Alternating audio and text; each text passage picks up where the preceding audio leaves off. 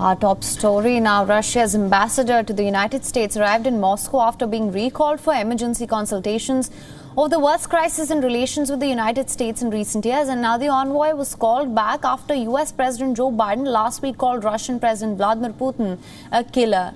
Putin then replied to Biden saying that it takes one to know one. The exchange pushed diplomatic relations between the two countries to a new low, and the situation between the two countries was already tense after a US intel report alleged that Russia had meddled in the 2020 US elections. Before takeoff in New York, Russia's envoy to the US had told reporters that he would stay in Moscow as long as necessary and that several meetings were scheduled. От слома российско-американских отношений лежит на Соединенных Штатах Америки. The stark contrast with the attitude of Joe Biden's predecessor, Donald Trump. Although Donald Trump did have his own issues with Russia over his tenure as president, it's certainly clear that the Biden administration is trying to draw a line and take a tougher stance on Russia when it comes to a range of issues.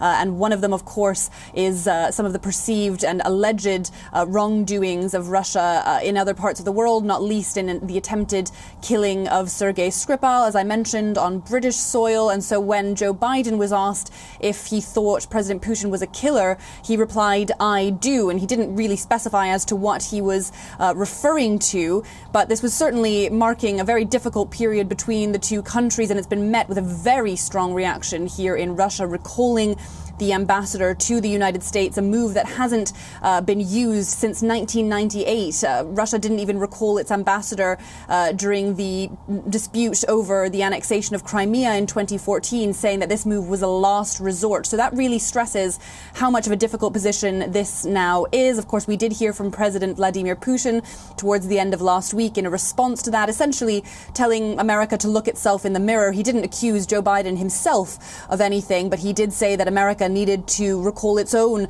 unsavory history, referring to the atomic bomb, referring to slavery and the genocide of the Native Americans. So Russia really saying, well, stop making these accusations, take a look in the mirror yourself. Now, Russia's ambassador to Britain has said that diplomatic ties between the UK and Russia were nearly dead after the UK branded Moscow an acute direct threat. Now, these comments come after Britain last week overhauled its security, defence and foreign policy. This was one of its biggest policy changes since the Cold War era, and it concluded that Russia would continue to pose a full spectrum of threats. The so-called integrated review crafted over the past year as London recalibrates its post-Brexit foreign policy also made the surprise announcement to increase the country's nuclear warheads to 260 by 2030. Currently, the UK has about 180 nuclear weapons. Andrei Kelin, who became Russia's ambassador to the UK in 2019, said that the UK government had repeatedly rejected Russia's offers to sit down and talk about their differences. Kelin also criticized Britain's decision to bolster its nuclear stockpile, arguing over the reversal of decades of policy was a violation of various international agreements. Now, in response, a British government spokesperson said that modernising and strengthening the UK's security and nuclear deterrence was a key part of its integrated review, and that its plans do not violate any pacts that it is a part of. Set the exams and kind of questions and how to reflecting the time. WION is now available in your country. Download the app now. Get all the news on the move.